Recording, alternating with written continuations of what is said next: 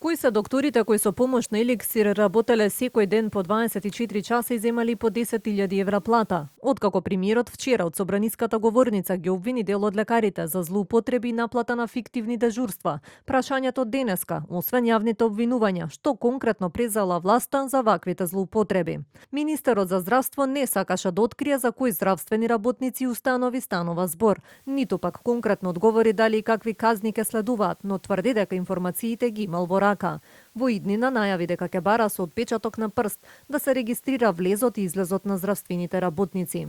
Почнеме веќе и го тестиравме едно од решенијата кое што со закон е возможено, а тоа е фингерпринтот, за да може здравствените работници со чек-ин и чек-аут да направат според тој систем. Веќе во 2 клиники тестиран беше системот и бројки имаме, кои што имаме доктори што прегледуваат само еден пациент неделно и имаме доктори што прегледуваат 100 пациенти неделно и едниот и другиот се аутлаери, не се во ред, така да мора да ги следиме и да направиме систем кој што прво реално ќе го следиме ние како министерство, второ ќе реагираме на време. Премиерот Мицковски вчера порача дека треба јавно да се укаже на злоупотреби и неетичко работење од страна на одредени здравствени работници. На изјавата на премиерот денеска реагираше опозиционерот Филипча.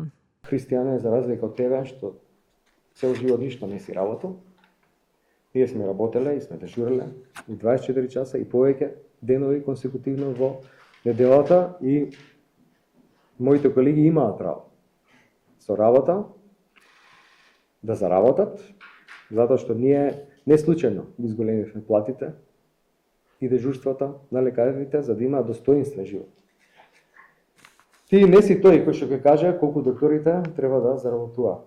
Злоупотреби со дежурствата во одредени клиники претходно обелодени и Фондот за здравствено осигурување преку контролите кои ги изврши. Тогаш директорот Клековски најави дека ќе бара да се вратат парите во здравствената каса, но потоа немаше епилог дали навистина се вратиле, а исто како сега, така и тогаш не се обелоденија установите каде биле утврдени вакви пропусти.